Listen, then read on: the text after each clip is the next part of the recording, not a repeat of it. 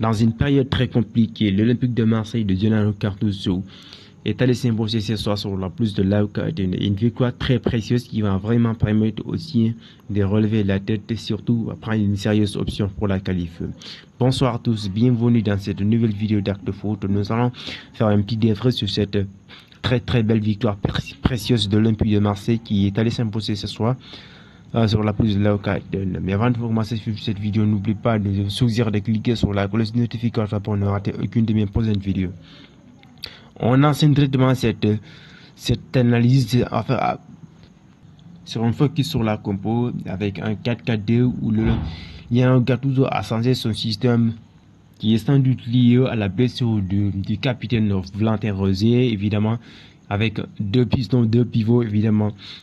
Geoffrey Kondogbia qui était capitaine du jour, évidemment, accompagné de Jordan Veretout qui a fait un très gros match au niveau de l'attaque avec des pivots Vitinha et bien sûr Joaquin Correa qui ont été vraiment précieux au niveau de l'offensif, accompagné bien sûr les ailes, évidemment Iliman Ndiaye et Aminarid ont accompagné ces deux attaquants là dans un match poussif, surtout au début, avec un pressing haut de la part de l'AEK Athènes qui a mis cette pressing sur les joueurs olympiens. Mais l'Olympique de Marseille s'est réveillé surtout avec au milieu de terrain Geoffrey Kondogbia qui a fait un très gros travail, surtout avec Jordan Veretout, un pivot qui fonctionne très bien, surtout en l'Europa League.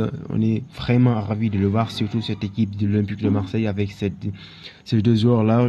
Geoffrey Kondogbia est un joueur qui a beaucoup de qualités techniques, surtout au niveau du milieu de terrain, qui défend très bien, qui a fait une très grosse performance ce soir. Et aussi, n'oublie pas que c'est un joueur qui a beaucoup d'espérance, qui va certes nous apporter cette expérience-là cette année, parce que c'est un joueur qui est vraiment très précieux au niveau de la récupération, qui a poussé ses siens au début de ce match. Évidemment, Valentin Rosier aussi.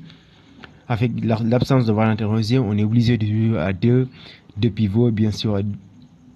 Mais Jordan Veretout a joué un rôle très important, surtout devant la défense, et qui a été vraiment obligé de défendre de manière inhabituelle, puisqu'il a l'habitude de jouer souvent offensivement. Mais aujourd'hui, il était précieux au niveau défensif. Bien sûr, il a participé offensivement aussi avec une passe décisive du but d'Ismaïla Sarr. Au début, c'était très compliqué pour cette équipe de l'Olympique de Marseille, avec cette pressing très haut des joueurs de l'AEK. Mais un match qui va vraiment nous permettre de respirer, surtout avec un dernier match très poussif. On a vu que l'Olympique de Marseille était vraiment très précieux aujourd'hui. Un match qui a été compliqué au début. On avait avec évidemment l'absence de certains joueurs qui nous a un peu compliqué la tâche au niveau du milieu de terrain, mais on avait l'impact physique de Geoffrey Kondogbia. Et bien sûr, devant, on a vu Correa qui a fait un bon début de match. Vitinha qui n'a vraiment pas du tout été clinique devant les buts. Il y a eu pas mal d'occasions surtout. Et malgré ces multiples occasions qu'il a ratées, il était aussi précieux sur le pressing. Il a créé pas mal de situations. Et sur les côtés aussi, Ndiaye, bien sûr, malgré cette manque de justesse de sa part, mais il a créé pas mal d'occasions aussi. Harit qu'on n'a pas trop vu aujourd'hui.